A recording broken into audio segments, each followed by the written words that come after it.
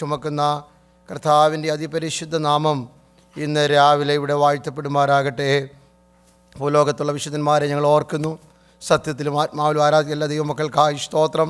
തടവുകളിലെ, പ്രതികൂലങ്ങളിലെ, ഒളിവ് സഭകളിലൊക്കെ കർത്താവിനെ ഉയർത്തുവാൻ ഹൃദയത്തോടെ ഹൃദയത്തിൻ്റെ ആഴത്തിന് കർത്താവിനെ ആരാധിക്കുന്ന നിൻ്റെ ഭക്തന്മാരെ ഞങ്ങൾക്കൊപ്പം അവരെ അനുഗ്രഹിക്കണമേ. ഞങ്ങളുടെ കുഞ്ഞുങ്ങൾക്ക് വേണ്ടി പ്രാർത്ഥിക്കുന്ന. സ്കൂളിൽ കഴിഞ്ഞ ഒരു വർഷക്കാലം കർത്താവ് ക്ഷേമമായി പരിപാലിച്ചല്ലോ. ശത്രുവിൻ ശല്യങ്ങളെ ശാതവണ്ണം കുഞ്ഞുങ്ങളെ സൂക്ഷിച്ച ദൈവകൃപയ്ക്കായി സ്തോത്രം. ബുദ്ധി കൊടുത്ത് ജ്ഞാനം കൊടുത്തല്ലോ കർത്താവേ. ആരംഭത്തിൽ തന്നെ അവസാനവും ഭാവി മേലാൽ സംഭവിപ്പാനുള്ളതും ഞങ്ങളെ അറിയിക്കുന്ന ദൈവം ഞങ്ങളുടെ തലമുറകളെയൊക്കെ മാനിച്ചതിനാൽ സ്തോത്രം. കർത്താവ് വചനം പഠിക്കുവാനും ദൈവകൃപയിൽ നിൽപ്പാനും മാതാപിതാക്കൾ ഒരുമിച്ച് കർത്താവിനെ ആരാധിപ്പാനും തലമുറകൾ കൊടുത്ത ഭാഗ്യത്തിനായി സ്തോത്രം. ഇന്ന് രാവിലെ ഞങ്ങളെ അനുഗ്രഹിക്കണമേ. വചനം പഠിക്കുന്ന കുഞ്ഞുങ്ങളെയും പ്രായമുള്ള എല്ലാവരെയും ഒരുപോലെ സ്വർഗം അനുഗ്രഹിച്ചാട്ടെ. സൗഖ്യമില്ലാത്ത ഒത്തിരി കുഞ്ഞുങ്ങൾ ഞങ്ങളുടെ ഇടയിലുണ്ടല്ലോ. ഇന്ന് രാവിലെ ഞങ്ങൾ പ്രാർത്ഥിക്കുന്ന യേശുവിൻ്റെ നാമത്തിൽ കർത്താവിൻ്റെ കരം അവരെ തൊടണമേ. എല്ലാ മഹത്വം പുകഴ്ചയും കർത്താവിന്. തുടർന്ന് ഞങ്ങളോട് സംസാരിക്കണം. ആരാധനയുടെ ആദ്യവും അന്തവും കർത്താവിൻ്റെ സാന്നിധ്യം ഉണ്ടായിരിക്കണം. യേശുവിൻ്റെ നാമത്തിൽ തന്നെ ആം. തിരുവചന ധ്യാനത്തിനായി നമ്മുടെ ശ്രദ്ധയെ തിരിക്കാം. വെളിപ്പാട് പുസ്തകം 1-ാം അധ്യായത്തിൻ്റെ 8-ാം വാക്യം ആസ്പദമാക്കി ഞാൻ ആൽഫയും ഒമേഗയുമാകുന്നു എന്ന തിരുവചനമാണല്ലോ നാം ഈ ദിവസങ്ങളിൽ ധ്യാനിച്ചുകൊണ്ടിരിക്കുന്നത്. അങ്ങനെ കർത്താവ് സകലത്തിൻ്റെയും കേന്ദ്രബിന്ദുവാണെന്നും സകലത്തിൻ്റെയും നടുവിൽ ക്രിസ്തുവിനെ നമുക്ക് കാണുവാൻ കഴിയും എന്ന് നാം പഠിച്ചു. അങ്ങനെ ഇന്ന് കഴിഞ്ഞ ആഴ്ചകളിലായി 66 പുസ്തകങ്ങളിൽ വെളിപ്പെട്ട് നിൽക്കുന്ന യേശു ക്രിസ്തുവിനെക്കുറിച്ചാണ് പഠിച്ചത്. പഴയ നിയമത്തിലെ ക്രിസ്തുവിനെ നമുക്ക് കാണുവാൻ കഴിഞ്ഞു. ഇന്ന് മുതൽ പുതിയ നിയമത്തിൽ തുടർന്നുള്ള 29 അധ്യായങ്ങളിൽ യേശുവിനെക്കുറിച്ചാണ് നാം പഠിക്കുവാൻ പോകുന്നത്. സുവിശേഷങ്ങളിൽ യേശുവിൻ്റെ ജീവചരിത്രങ്ങൾ കാണുന്നുണ്ട്, പ്രവൃത്തികൾ കാണുന്നുണ്ട്. എന്നാൽ ലേഖനങ്ങളിലേക്ക് വരുമ്പോൾ ക്രിസ്തുവിനെ ആണ് ഏറ്റവും കൂടുതൽ ഉയർത്തുവാൻ താല്പര്യപ്പെടുന്നത്. നമ്മുടെ പല മണ്ഡലങ്ങളിലും പ്രസംഗങ്ങൾ അല്ലെങ്കിൽ പല കാര്യങ്ങളിലും ക്രിസ്തു പുറകിലും മറ്റുള്ള വിഷയങ്ങൾ മുൻപിലും കയറി വരാറുണ്ട്. എന്നാൽ പുതിയ നിയമത്തിൻ്റെയും പഴയ നിയമത്തിൻ്റെയും കേന്ദ്ര ബിന്ദു ക്രിസ്തുവാണ്. അങ്ങനെ മത്തായി മുതൽ വെളിപ്പാട് വരെയുള്ള പുസ്തകങ്ങളിൽ യേശുവിനെ എങ്ങനെയാണ് ചിത്രീകരിച്ചിരിക്കുന്നത് എന്ന് നമുക്കിന്ന് രാവിലെ ചിന്തിക്കുവാൻ ഇടയായി തീരട്ടെ. നമുക്ക് ആ ഭാഗത്തേക്ക് മടങ്ങി വരാം. മത്തായിയുടെ സുവിശേഷത്തിൽ യേശുവിനെ മശിഹയായിട്ട്, രാജാവായിട്ടാണ് ചിത്രീകരിച്ചിരിക്കുന്നത്. 1-2 വാക്യങ്ങൾ വായിക്കാം. മത്തായി 1:1.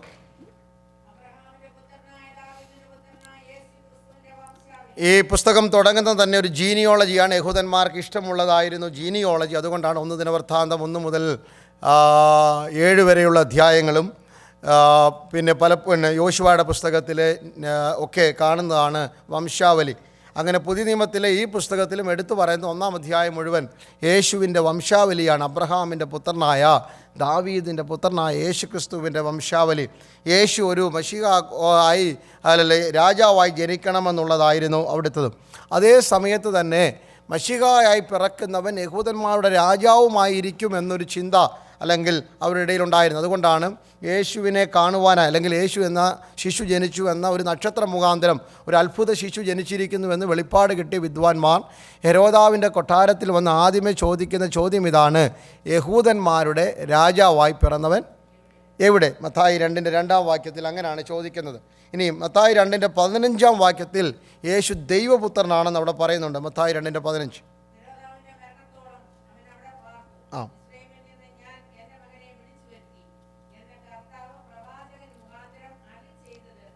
വിദ്വാൻമാർ തന്നെ കബളിപ്പിച്ചു എന്ന് മനസ്സിലാക്കിയപ്പോൾ ഹെരോദാവ് 2 വയസ്സിൽ താഴെയുള്ള എല്ലാ കുഞ്ഞുങ്ങളെയും കൊല്ലുവാൻ കൽപ്പന പുറപ്പെടുവിച്ചു. അതിൽ നിന്ന് ഒത്തിരി അർത്ഥങ്ങളുണ്ട്, ഒത്തിരി ഇതുണ്ട്. യേശു ജനിച്ച ഉടനെ അല്ല വിദ്വാൻമാർ കാണാൻ വന്നത് എന്നുള്ളതാണ്. 2 വർഷമൊന്നും കാത്തിരുന്നില്ല വിദ്വാൻമാർ തിരിച്ചു വരാൻ വേണ്ടി ഹെരോദാവ്. അപ്പോൾ ആട്ടിടയന്മാർ യേശുവിനെ കാണുവാൻ വന്നത് യേശു ജനിച്ച ഏതോ അല്ലെങ്കിൽ രാത്രിയോ പിറ്റേന്നോ ആയിരിക്കാമെന്ന് നമുക്ക് ന്യായമായി ചിന്തിക്കാൻ സാധ്യതയുണ്ട്. എന്നാൽ വിദ്വാൻമാർ യേശുവിനെ കാണാൻ വരുമ്പോൾ യേശു ജനിച്ച കൊച്ചു അല്ലെങ്കിൽ ആ ജനിച്ച ഉടനെ അല്ല, നക്ഷത്രം കണ്ടുകൊണ്ട് ഇറങ്ങി പുറപ്പെട്ട് വന്ന് ഏകദേശം 1.5-2 വയസ്സോളം പ്രായമുള്ള യേശുവിനെയാണ് വന്ന് കണ്ടതെന്നാണ് ന്യായമായി ചിന്തിക്കാൻ കഴിയുന്നത്. വ്യക്തമായ തെളിവൊന്നുമില്ല. പക്ഷേ ഇവിടെ പറയുന്നു 2 വയസ്സ് താഴെയുള്ള എല്ലാ കുഞ്ഞുങ്ങളെയും കൊന്നുകളയുവാൻ വിദ്വാൻമാർ വരാൻ വേണ്ടി 2 വർഷം ഹെരോദാവിൻ്റെ ഭരണകാലം നാം പഠിച്ചാൽ, ഭരണചരിത്രം പഠിച്ചാൽ ആ കാലഘട്ടത്തിൽ 2 വർഷം ഹെരോദാവ് കാത്തിരുന്നില്ല എന്നാണ് ചരിത്രം നമ്മെ പഠിപ്പിക്കുന്നത്. അതുകൊണ്ട് ഒരു 10 അല്ലെങ്കിൽ 15 1 മാസമൊക്കെ കാത്തിരുന്ന് കാണും. പോയ വഴിയുടെ ദൂരം വെച്ച് കണ്ടിട്ട് തിരിച്ചു വരുന്നതാണല്ലോ, അവിടെ താമസിക്കാൻ പോയതല്ലല്ലോ. അങ്ങനെ ഒരു ചിന്തയുണ്ട്. അങ്ങനെ ഏതായാലും മിസ്രയീമിലേക്ക് അവർ ഓടിപ്പോയി. ഒരു പ്ലാനും ഇല്ലായിരുന്നു. ആ ഭാഗം ചിന്തിക്കുമ്പോൾ യേശുവിൻ്റെ ജനനം മുതൽ ദൈവപ്രത്യക്ഷത, ദൂതപ്രത്യക്ഷത ആവർത്തിച്ച് യോസഫിനുണ്ടായി.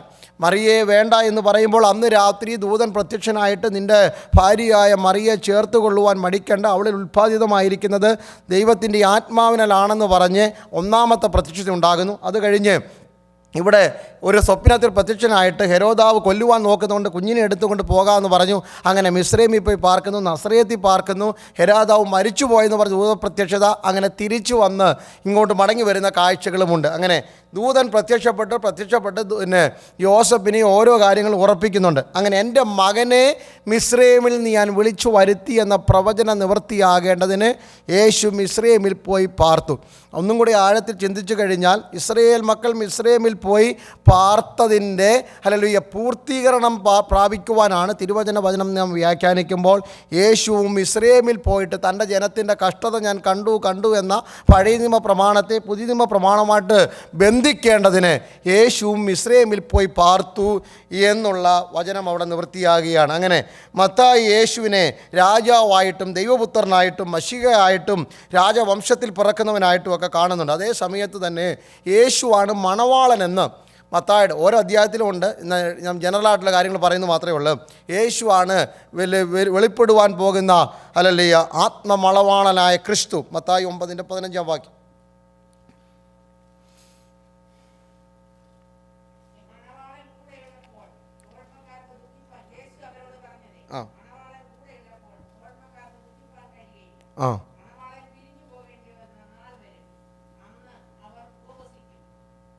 ഉപവാസത്തെക്കുറിച്ച് ഒരു സംശയം. ആ കാലഘട്ടങ്ങളിൽ പരീശന്മാരുടെ ഇടയിലുണ്ടായിരുന്ന ഏറ്റവും ഒഴിവാക്കുവാൻ പാടില്ലാത്ത ഒരു നിത്യസംഭവമായിരുന്നു ഉപവാസം. പഴയ നിയമകാലത്ത് ഉപവാസം ഉണ്ടായിരുന്നു. ഉപവാസങ്ങളൊക്കെ പഴയ കാലത്തിലെ ഉപവാസം പുതിയ കാലത്തിലെ ഉപവാസം തമ്മിൽ വ്യത്യാസം. പഴയ കാലത്തിലെ ഉപവാസങ്ങളിൽ ഭൗതികത അല്പം കൂടെ ഉണ്ടായിരുന്നു. ഇനിയും പുതിയ നിയമത്തിലെ ഒരു ഉപവാസത്തിലും ഭൗതികത കാണുന്നില്ല. ഒരു വെള്ളിയാഴ്ച വൈകിട്ട് ഞാനിവിടെ ഓർപ്പിച്ചാണ്, ഉപവസിച്ചും ആരാധിച്ചും കൊണ്ടിരിക്കുമ്പോഴാണ് ശൗലിനെയും അനന്യാസിനെയൊക്കെ എൻ്റെ വേലയ്ക്കായി വേർതിരിപ്പിൽ ബർന്നബാസിനെ മാറ്റി നിർത്തുവിൻ എന്നൊക്കെ ദൈവാത്മ ഇടപെട്ടത്. While they are praying and fasting and ministering to the Lord. അങ്ങനെ ഒരു സമയത്താണ്. അപ്പം ഉപവാസം എന്ന് പറയുന്നത് തന്നെ ഒരു വലിയ വിഷയമാണ് പഠിക്കേണ്ടത്. നമ്മുടെ ഉപവാസങ്ങൾ പല ഉപവാസ പ്രാർത്ഥന എന്ന് പറയുമ്പോൾ നാം അർത്ഥമാക്കുന്നത് 10 മണിക്ക് വരിക, 11:30 അല്ലെങ്കിൽ 12:00 തിരിച്ച് വീട്ടിൽ പോവുക, വയറ് നിറച്ച് കഴിക്കുക, പിന്നെ 7 മണിക്ക് പിന്നെയും വരിക. ആ പ്രാർത്ഥനാ സമയത്ത് മാത്രം ഒന്നും മനസ്സിലായില്ലേ, പ്രാർത്ഥിക്കുന്ന സമയത്ത് മാത്രം ഒന്നും കഴിക്കാതിരിക്കുക എന്നൊരു ധാരണയാണ് നമ്മുടെ ഉപവാസ യഹൂദന്മാരുടെ ഉപവാസത്തിൻ്റെ സമയത്ത് അവർ പ്രാർത്ഥിക്കുമ്പോഴും കഴിക്കുമായിരുന്നു. അതുകൊണ്ടാണ് നമ്മൾ അതെങ്കിലും മാറ്റി വെച്ചിരിക്കുന്നത്. അതുകൊണ്ടാണല്ലോ നിങ്ങൾ കൂടി വരുന്നത് അപ്പം നുറുക്കാനാണോ കഴിക്കാനാണോ തിന്നു കുടിക്കാനാണോ വരുന്ന പറയാൻ ഒരു മേശയുടെ ചുറ്റും അപ്പുറത്തും ഇപ്പുറത്തും. നമ്മുടെ കൂടെ കർത്തൃമേശ കുറച്ച് മാത്രമല്ല പെർമിഷൻ എടുക്കുന്നത്, എല്ലാവർക്കും ഓരോ അപ്പം കൊടുക്കുന്ന പോലെ വലിയ അപ്പം കൊണ്ടുവന്നിട്ട് തിന്ന് കുടിച്ചും ഓരോരുത്തർ 10-ാം അധ്യായം വായിച്ചാൽ നിങ്ങൾക്ക് അർത്ഥം മനസ്സിലാകും. ആ കാലത്തിലെ കൂട്ടായ്മ അവർ അപ്പം നുറുക്കുക എന്ന് പറഞ്ഞു കഴിഞ്ഞാൽ നമ്മുടെ കൂട്ട് വിരൽ കൊണ്ടല്ല, നന്നായിട്ട് നുറുക്കി നന്നായിട്ട് ഭക്ഷിച്ച് അവർ പാനം ചെയ്താൽ പോയിക്കൊണ്ടിരുന്നത്. അതായിരുന്നു ആ കാലങ്ങൾ. അതാണ് പൗലോസ് അതിനെ ചോദ്യം ചെയ്തത്, നിങ്ങൾ തിന്നാനും കുടിക്കുവാനുമാണോ വരുന്നത് എന്നുള്ള ഒരു മർമ്മം അവിടെ പൗലോസ് വെളിപ്പെടുന്നുണ്ട്. ഉപവാസ പ്രാർത്ഥന നമ്മൾ ഉപവസിക്കേണ്ട നിർബന്ധമൊന്നുമില്ല. എന്നാൽ ഉപവസിക്കുകയാണെങ്കിൽ അതിന് ചിട്ടയോടുകൂടെ വേണം ചെയ്യുവാൻ. നമ്മുടെ ആത്മീയ വർധനയ്ക്ക് ആരും ചോദിക്കത്തില്ല ഉപവസിക്കണമെന്ന് പറഞ്ഞുകൊണ്ട് നല്ലതാണ്. ഒരു നേരത്തെ ആഹാരം പഠിച്ച് പ്രാർത്ഥിക്കണമെന്ന് പറഞ്ഞ് നിങ്ങൾക്ക് ജോലിയും കഷ്ടപ്പാടുമാണെങ്കിൽ വചനം നിങ്ങളെ നിർബന്ധിക്കുന്നില്ല. നിങ്ങൾക്ക് അവധി ഉണ്ടെങ്കിൽ അന്ന് പകലിരുന്ന് പ്രാർത്ഥിക്കുവാൻ.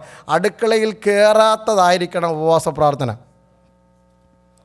അതാണ് സത്യമായി പറയുന്നത്. അടുക്കളയിൽ കയറാത്ത വരുന്നവർക്ക് ചായ ഇടാൻ വേണ്ടി. അതുകൊണ്ടാണ് പലയിടത്തും ഞാൻ പല വീട്ടിലും പറഞ്ഞിട്ടുണ്ട്, അല്ലെങ്കിൽ പ്രാർത്ഥനയുടെ ഇടയ്ക്ക് ഇറങ്ങിപ്പോയി ചായ ഇടുന്നതുകൊണ്ട് എനിക്ക് വലിയ താല്പര്യമൊന്നുമില്ല. കാരണം നമ്മളങ്ങനെ പ്രാർത്ഥിക്കുക എന്ന് പറഞ്ഞാൽ ചായ കൊടുക്കണം നല്ലതാണ്. അല്ലെ അരമണിക്കൂറത്തേക്ക് അല്ലെ 1 മണിക്കൂറത്തേക്കൊന്നും ഇതൊരു വലിയ കാര്യമൊന്നുമല്ല. ഞാൻ പറഞ്ഞതിൻ്റെ കാരണമെന്ന് പറഞ്ഞു വരുന്നത്, പ്രാർത്ഥിക്കുക ഉപവസിക്കുക എന്ന് പറഞ്ഞാൽ ദൈവസന്നിധിയിൽ സമർപ്പിച്ച് സമയങ്ങൾ ചെലവഴിക്കുക, ദൈവത്തോടു കൂടെ വസിക്കുക. അതിൻ്റെ കാരണം യോഹന്നാൻ്റെ കൂടെ നടക്കുന്ന ആൾക്കാർ ഉപവസിക്കുമായിരുന്നു.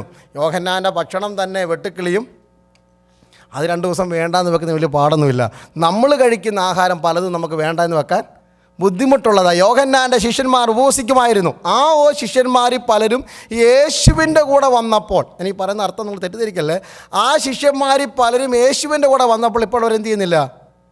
ഉപവസിക്കുന്നില്ല. യാക്കോബയിലും മർത്തോമയിലും ഒക്കെ ഇരുന്നപ്പോൾ നോമ്പ് നോക്കാനൊന്നും ഒരു മടിയില്ലായിരുന്നു. ഇപ്പോൾ പെന്തക്കോസ്തി വന്നപ്പോൾ ഉപവസിക്കാൻ വലിയ പാടാണ് എന്ന് പറഞ്ഞ പോലെ ആയിപ്പോയി. നോക്കുക, ഇവിടെ നടക്കുന്നവർക്ക് കുഴപ്പമില്ല. പക്ഷേ ഉടനെ യേശു പറഞ്ഞൊരു പദമാ, മണവാളൻ കൂടെയുള്ളപ്പോൾ തോഴ്മക്കാർക്ക് കല്യാണത്തിന് ഉപവാസം എടുത്തുകൊണ്ട് പോകേണ്ട അതാ എൻ്റെ അർത്ഥം. ആഘോഷം നടക്കുന്നിടത്ത് ആഘോഷിച്ചോണം. അല്ലല്ലേ, മരണ വീട്ടിൽ പോകുന്നവരല്ല കല്യാണ വീട്ടിൽ പോകേണ്ടത്. എന്നാൽ യേശു ഇവരെ വിട്ടുപിരിഞ്ഞൊരു കാലം വരും, അന്ന് ഇവർ തനിയെ ഉപവസിച്ചോളും. പിന്നീടുള്ള എല്ലാ ഭാഗങ്ങളിലും അപ്പോസ്തല പ്രവൃത്തിയിലോട്ട് കടന്നു വരുമ്പോൾ ആഹാരത്തേക്കാൾ പ്രാർത്ഥനയ്ക്ക് ഒന്നാം സ്ഥാനം കൊടുക്കുന്ന അപ്പോസ്തലന്മാരെ കാണുവാൻ കഴിയും. ഇവിടെ പറഞ്ഞതിൻ്റെ അർത്ഥം അതിൽ നിന്ന് യേശു മണവാളനാണ്, കൂടെയുള്ള മണവാളനാണെന്നും ഇനിയും മണവാളനായി സഭയെ ചേർക്കുവാൻ വരുമെന്നുള്ള ഒരു ദൂതാണ് മത്തായി ഇവിടെ ഓർപ്പിക്കുന്നത്. അടുത്ത ഭാഗത്തേക്ക് പോകാം. മർക്കോസ് സുവിശേഷത്തിലേക്ക് വരുമ്പോൾ അധ്വാനിക്കുന്ന ഒരു കർത്താവിനെയാണ് കാണുന്നത്. അല്ലെങ്കിൽ ദാസനായിട്ട് ഉഴുന്ന കാളയായിട്ടാണ് യേശുവിനെ അവിടെ ചിത്രീകരിച്ചിരിക്കുന്നത്. മർക്കോസ് മുഴുവൻ യേശു എന്ന ദാസനെക്കുറിച്ച് ആവർത്തിച്ച് പറയുന്നത് കാണുവാൻ കഴിയും.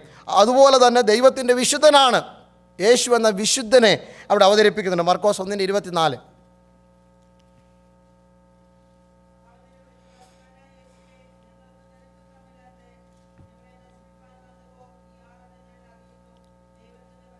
പിശാചുക്കൾ പോലും തിരിച്ചറിഞ്ഞ് വിളിച്ചു പറയുകയാണ്, you are the holy one of God, നീ ദൈവത്തിൻ്റെ പരിശുദ്ധനാണെന്ന്. അപ്പോൾ യേശുവിനെ പരിശുദ്ധനായിട്ട് ചിത്രീകരിച്ചിരിക്കുന്ന ഒരു പുസ്തകമാണ് മർക്കോസിൻ്റെ സുവിശേഷം.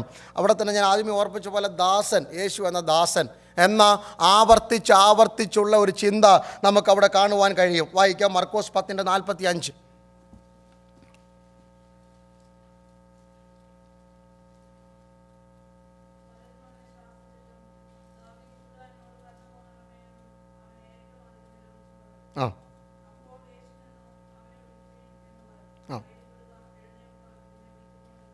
ബർത്തിമായെ സൗഖ്യമാക്കുവാൻ നിൽക്കുന്ന യേശുവിനെ വിളിക്കുന്നിടത്ത് ദാവീദിൻ്റെ നസറായനായ യേശുവേ ദാവീദ് പുത്ര എന്ന് നിലവിളിക്കുമ്പോൾ സഹായിപ്പാൻ വേണ്ടി ആരൊക്കെ കരയുന്നു അവർക്ക് വേണ്ടി ആരുടെയൊക്കെ വീട്ടിൽ പോകണം അവരുടെയൊക്കെ വീട്ടിൽ പോകുവാൻ ആത്മാർത്ഥത കാണിക്കുന്ന ഒരു യേശുവിനെ നമുക്ക് അവിടെ കാണുവാൻ കഴിയും. 15:32.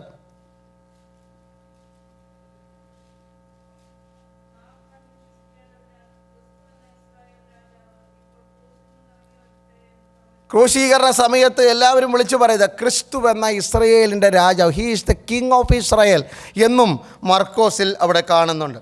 ലൂക്കോസിലേക്ക് വരുമ്പോൾ ദൈവപുത്രനായി അല്ലെങ്കിൽ മനുഷ്യപുത്രനായി യേശു പലവട്ടം വെളിപ്പെടുന്നുണ്ട്. ഏറ്റവുമായ മാനുഷികമേ വിദ്യാഭ്യാസമുള്ള കഴിവുള്ള അറിവുള്ള ജ്ഞാനമുള്ള ലൂക്കോസ് എഴുതുമ്പോൾ, ശ്രീമാനായ തെയോഫിലോസെ നിനക്ക് ഞാൻ ഈ ലേഖനം എഴുതുന്നത് നന്നായി ഒരു ചരിത്രം പഠിച്ചിട്ടാണ്. മത്തായി, മർക്കോസ്, യോഹന്നാൻ ഇവർ മൂന്നും എഴുതിയതിൽ നിന്ന് വ്യത്യസ്തമായിട്ടാണ് ലൂക്കോസ് സുവിശേഷം എഴുതിയത്. കാരണം ഏറ്റവും അവസാനം എഴുതിയ സുവിശേഷം അതാണ്. 1.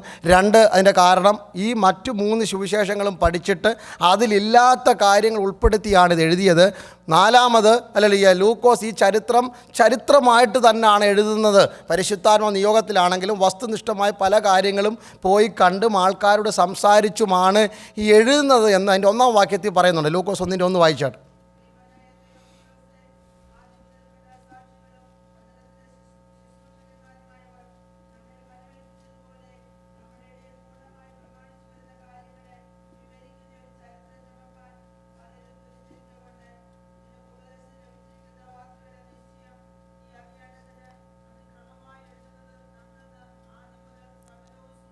മത്തായി, മർക്കോസ്, യോഹന്നാനിൽ കാണുന്ന പല സംഭവങ്ങളും ക്രമത്തിലല്ല എഴുതിയിരിക്കുന്നത്. അതുകൊണ്ട് ക്രമക്കേടുണ്ടെന്നല്ല പറഞ്ഞു വരുന്നതിൻ്റെ അർത്ഥം.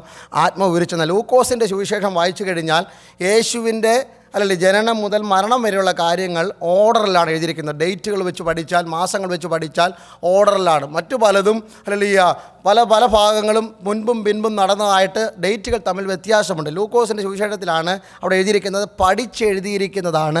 ചരിത്രം ചമപ്പാൻ തീരുമാനിച്ച് വ്യക്തമായി തെളിവായി സാക്ഷികളോട് ചോദിച്ച് അനുഭവമുള്ളവരോട് ചോദിച്ച് അങ്ങനെ യേശുവിൻ്റെ ശിഷ്യഗണത്തിൽ പെടാത്ത ലൂക്കോസ്, വൈദ്യനായ ലൂക്കോസ് എഴുതുന്നതാണ് ഈ ചരിത്രം. അതുകൊണ്ടാണ് പിന്നീട് അപ്പോസ്തലന്മാർ അപ്പോസ്തല പ്രവൃത്തി എഴുതുമ്പോഴും ലൂക്കോസിൻ്റെ സുവിശേഷവും അപ്പോസ്തല പ്രവൃത്തികളുടെ തമ്മിലുള്ള സംഭവങ്ങളും തമ്മിൽ ഒത്തിരി താരതമ്യം കാണുന്നത്. അത് രണ്ടും എഴുതിയത് ലൂക്കോസാണ്. എന്നാൽ ഇതിനകത്ത് ലൂക്കോസിനെ മനുഷ്യപുത്രനായിട്ടാണ് യേശുവിനെ മനുഷ്യപുത്രനായിട്ടാണ് ലൂക്കോസ് ചിത്രീകരിക്കുന്നത്. കാരണം കൂടുതൽ മനുഷ്യരുമായി ഇടപഴകുന്ന ഒരു മനുഷ്യൻ, സാധാരണക്കാരനൊരു മനുഷ്യൻ.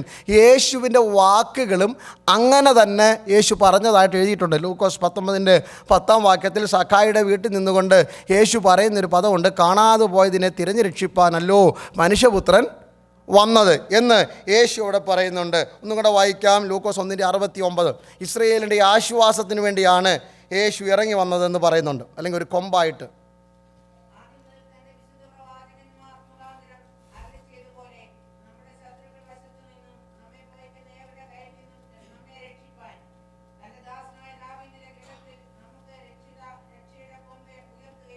യേശു എന്ന രക്ഷിതാവ് നമുക്കായി ബേത്ലഹേമിൽ ജനിച്ചിരിക്കുന്നുവെന്ന രക്ഷയുടെ കൊമ്പിനെ അവിടെ കാണുന്നുണ്ട്. ഇസ്രയേലിൻ്റെ ആശ്വാസമാണെന്ന് ശിമ്യോൻ ആ കുഞ്ഞിനെ യേശുവിനെ കയ്യിലെടുത്തുകൊണ്ട് ശിമ്യോൻ പ്രവചിക്കുന്ന പ്രവചനത്തിൽ പറയുന്നുണ്ട്. ഇസ്രയേലിൻ്റെ ആശ്വാസമാണ്. അല്ലെങ്കിൽ 2:25 ഇത് വായിക്കാം. ചാപ്റ്റർ 2:25.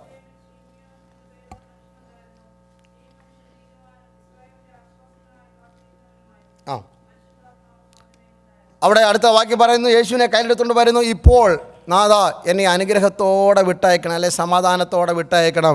ക്രിസ്തുവിൻ്റെ ഇസ്രയേലിൻ്റെ രക്ഷയെ എൻ്റെ കണ്ണുകൊണ്ട് കാണുവാൻ എനിക്ക് ഭാഗ്യമുണ്ടായില്ല. He was waiting for the consolation of the Israel all these years. And when Jesus was brought to the temple he was so delighted to see that baby, that is the consolation, the fulfilment of the promise of the lord എന്ന് അവന് മനസ്സിലായി. ആത്മാവിൽ അത് പ്രവചിക്കുകയാണ്. ഇനി യോഹന്നാൻ്റെ സുവിശേഷത്തിൽ നമുക്ക് പോകാം. യോഹന്നാൻ്റെ സുവിശേഷത്തിൽ നാം വരുമ്പോൾ യേശുവിനെ ദൈവപുത്രനായിട്ട് ചിത്രീകരിച്ചിരിക്കുകയാണ്. യോഹന്നാൻ 20:31 വായിച്ചിട്ട് മടങ്ങി വരാം. യോഹന്നാൻ 20:31. എന്തുകൊണ്ട്, what is the purpose behind I am writing this gospel എന്ന് യോഹന്നാൻ അവിടെ പറയുന്നുണ്ട്.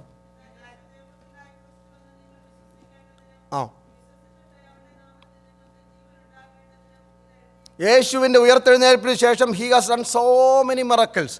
അതെല്ലാം എഴുതാൻ എനിക്ക് സമയമില്ല. 29-30 വായിക്കുന്നത്, ഈ പുസ്തകത്തിൽ എഴുതിയിരിക്കുന്നതല്ലാതെ മറ്റ് അനേക അടയാളങ്ങളും യേശു ശിഷ്യന്മാർ കാണുക ചെയ്തു. അതിൻ്റെ അർത്ഥം അല്ലല്ല, നമ്മൾ വായിക്കുന്നതിൻ്റെ 100 കണക്കിന് അടയാളങ്ങൾ 3.5 വർഷം കൊണ്ട് യേശു ചെയ്തിട്ടുണ്ട്. അതുകൊണ്ട് ഉപദേശങ്ങളൊക്കെ സ്ഥാപിക്കുമ്പോൾ ഇത് മാത്രമാണ് ഉപദേശമെന്നും ഇത് മാത്രമേ ഫോളോ ചെയ്യാമെന്നല്ല. ക്രിസ്തു തരുന്ന വെളിപ്പാടുകൾക്ക് നാം അല്ലല്ല പ്രാധാന്യം കൊടുക്കണം. അതിനുള്ള ഒരു ഗൈഡ് ലൈനാണ് വചനം. യേശു ഈ പുസ്തകത്തിൽ എഴുതിയിരിക്കുന്നതല്ലാതെ മറ്റ് അനേക അടയാളങ്ങളും ശിഷ്യന്മാർ കാണുക ചെയ്തു. എന്നാൽ അൾട്ടിമേറ്റ് പർപ്പസ് ഇത്രയേ ഉള്ളൂ. അടയാളം കൊണ്ട് നിങ്ങളെ പേടിപ്പിക്കാനോ ഒന്നുമല്ല. യേശു ദൈവപുത്രനായ ക്രിസ്തു എന്ന് നിങ്ങൾ വിശ്വസിക്കണം. വിശ്വസിച്ചിട്ട് അവൻ്റെ നാമത്തിൽ നിങ്ങൾക്ക് നിത്യജീവൻ ഉണ്ടാകേണ്ടതിനുമായി this is the only purpose, that you must believe that he is the Son of God and you have eternal life through believing in him. ഇതായിരുന്നു അതിൻ്റെ പർപ്പസ്. അതാണ് യേശു ദൈവപുത്രനാണെന്ന് ആവർത്തിച്ചു പറയുന്ന ഒരു പുസ്തകമാണ് യോഹന്നാൻ്റെ സുവിശേഷം. യോഹന്നാൻ 1:14 പറയുന്നു, വചനം ജഡമായി തീർന്നു, കൃപയും സത്യവും നിറഞ്ഞവനായി നിങ്ങളുടെ ഇടയിൽ പാർത്തു, ഞങ്ങൾ അവൻ്റെ തേജസ് പിതാവിങ്കിൽ നിന്നുള്ള ഏകജാതനായവൻ്റെ തേജസ്സായി കണ്ടു. ദൈവത്തിൻ്റെ ഏകജാത, only begotten son of we behold the glory of the lord upon Jesus Christ has the son of the living god എന്ന് പറയുന്ന ആ ഓരോ വാക്യങ്ങൾ. ഇനി യേശു വചനമാണെന്ന് പറയുകയാണ്. അവൻ വചനമായിരുന്നു, വചനം ദൈവത്തോടു കൂടിയായിരുന്നു. 1 മുതൽ 3 വരെയുള്ള വാക്യങ്ങളിൽ അത് എടുത്തു പറയുന്നുണ്ട്. ഇനി യേശുവിൽ കൂടി രക്ഷയുള്ളത് 1:12 പറയുന്നു, അവനെ കൈക്കൊണ്ട് അവൻ്റെ നാമത്തിൽ വിശ്വസിക്കുന്ന ഏവർക്കും ദൈവ മക്കളായി തീരുവാൻ അവൻ അധികാരം കൊടുത്തുവെന്ന് 1 അധ്യായത്തിൽ മുഴുവൻ. അതങ്ങോട്ട് പോയി അങ്ങ് വരുമ്പോൾ യേശു കുഞ്ഞാടാണെന്ന് പറയുന്നത് 29 വാക്യം, 31 വാക്യം, 44 വാക്യം, 47 വാക്യം, ഇങ്ങനെയുള്ള ഭാഗങ്ങളിലൊക്കെ വരുമ്പോൾ യേശു ദൈവത്തിൻ്റെ കുഞ്ഞാടാണെന്ന് എടുത്തെടുത്ത് പറയും. ഇതാ ലോകത്തിൻ്റെ പാപത്തെ ചുമക്കുന്ന ദൈവത്തിൻ്റെ കുഞ്ഞാട്. ഇനിയും യേശു ജീവൻ്റെ അപ്പമാണെന്നാണ് 6 അധ്യായം 35 വാക്യത്തിൽ പറയുന്നത്. മറ്റൊരു സുവിശേഷങ്ങളിലും ഇല്ലാത്ത പേഴ്സണൽ സ്റ്റേറ്റ്മെൻറ്റ്സ് യേശുവിൻ്റെ ഈ അധ്യായത്തിലാണ്, ഈ പുസ്തകത്തിലാണ് കാണുന്നത്. ഞാൻ ജീവൻ്റെ അപ്പം, I am the bread of the life, I am the door, I am the gate, ഇങ്ങനെയൊക്കെ പറയുന്ന I am the good shepherd എന്നൊക്കെ പറയുന്ന ഓരോ അവകാശവാദങ്ങൾ യേശു ഇതിനകത്താണ് ഉദ്ദേശിക്കുന്നത്. ഒന്നും കൂടെ എടുത്ത് പറഞ്ഞാൽ യോഹന്നാൻ 8:1 പറയുന്നുണ്ട്, ഞാൻ ലോകത്തിൻ്റെ വെളിച്ചമാണ്. I M the light of the world. യേശുവിൻ്റെ അവകാശമാണ്. യേശു പിന്നെ പറയുന്നു, ഞാനാകുന്നവൻ ഞാനാകുന്നു. യഹൂദന്മാരുമായിട്ടുള്ള സംഭാഷണങ്ങളാണ് യോഹന്നാൻ്റെ സുവിശേഷം 8-ാം അധ്യായം മുഴുവൻ. The reasoning between the Jewish people. അവരുടെ മനസ്സിലിരുന്ന പ്രിജുഡൈസ്, ഞങ്ങൾ ആർക്കും അടിമകളായിട്ടില്ല, ഞങ്ങൾ വലിയ ആൾക്കാരാണെന്നുള്ള യഹൂദന്മാരുടെ ധാരണകളെ തിരുത്തുന്ന യേശുവിൻ്റെ അവകാശവാദങ്ങളുടെ പട്ടികകളാണ് 8-ാം അധ്യായം മുഴുവൻ വിവരിക്കുന്നത്. അത് യേശു അതിനകത്ത് പറയുന്നുണ്ട്, ഞാനാകുന്നവൻ ഞാനാണ്, ഞാൻ അബ്രഹാം ജനിക്കുന്നതിന് മുമ്പേ ഉണ്ട്. അവസാനം അവർ നിനക്ക് ഭ്രാന്താന്ന് പറഞ്ഞ് യേശുവിനെ കല്ലെറിയുവാൻ വരെ തുടങ്ങുന്നു. നിനക്ക് 50 വയസ്സ് പോലും ആയിട്ടില്ല, അബ്രഹാം ജനിക്കുന്നതിന് മുമ്പ് ഉണ്ടെന്ന് നിനക്ക് എങ്ങനെ പറയാൻ പറ്റും എന്ന് പറഞ്ഞ് യേശുവിനെ കല്ലെറിയുവാൻ വരെ തുടങ്ങുന്ന സംഭവങ്ങൾ നമുക്കവിടെ കാണുവാൻ കഴിയുന്നുണ്ട്. അങ്ങനെ യോഹന്നാൻ 11-ാം അധ്യായത്തിൽ ലാസറിൻ്റെ കല്ലറക്കൽ നിന്നുകൊണ്ട് യേശു അവസാനത്തെ തൻ്റെ വിജയത്തിൻ്റെ ശക്തി മുഴക്കിയാണ്, ഞാൻ തന്നെ പുനരുത്ഥാനവും ജീവനുമാകുന്നു. അങ്ങനെ അവിടെ പറയുന്നുണ്ട്. 15-ാം അധ്യായത്തിന് 1-ാം വാക്യത്തിലേക്ക് വരുമ്പോൾ യേശു വിളിച്ചു പറയുന്നു, ഞാൻ സാക്ഷാൽ മുന്തിരിവള്ളിയാകുന്നു എന്ന്. അപ്പം യോഹന്നാൻ്റെ സുവിശേഷം ആവർത്തിച്ച് വായിച്ചാൽ you will come to know about the personal declaration of Jesus Christ about himself. തന്നെക്കുറിച്ചുള്ള വ്യക്തിപരമായ പ്രഖ്യാപനങ്ങൾ ഒത്തിരി കാണുവാൻ കഴിയും. നമ്മളങ്ങനെ 4 സുവിശേഷങ്ങൾ കഴിഞ്ഞു. ഇനിയും അപ്പോസ്തല പ്രവൃത്തിയിലേക്ക് പോവുകയാണ്. അവിടെ കാണുമ്പോൾ ആക്സിലേക്ക് വരുമ്പോൾ we will see Christ as the ascended Lord. ഉയർത്തെഴുന്നേറ്റ് സ്വർഗാരോഹണം ചെയ്ത ക്രിസ്തുവിനെയാണ് അപ്പോസ്തല പ്രവൃത്തി 1-ാം അധ്യായത്തിൽ മുഴുവൻ കാണുന്നത്. Every time we read the book of apostle, acts of apostle, we see Christ is seated in the heavenly places, standing on the heavenly places. അല്ലെങ്കിൽ അങ്ങനെ പല പല കാഴ്ചകൾ നാം അവിടെ കാണുന്നുണ്ട്. 3-ാം അധ്യായം 15-ാം വാക്യം, he is the prince of life, ജീവൻ്റെ പ്രഭുവാണെന്ന് അവിടെ കാണുന്നുണ്ട്. 3:15.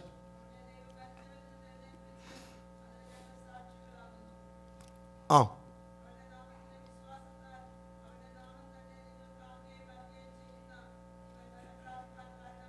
അവിടെ കാണുന്നതിൻ്റെ അർത്ഥം ഇതാണ്, he is the prince of, ജീവൻ പ്രാപിക്കേണ്ടതിന് നിത്യജീവൻ തരുന്ന ജീവൻ്റെ പ്രഭുവാണ് കർത്താവെന്ന് അവിടെ വെളിപ്പെടുത്തുന്നു. മരിച്ചവരെയും ജീവിച്ചിരിക്കുന്നവരെയും ന്യായം വിധിക്കുന്നവനാണെന്നാണ് 10:42 വാക്യത്തിൽ പത്രോസ് പ്രസംഗിക്കുന്നത്. 10:42.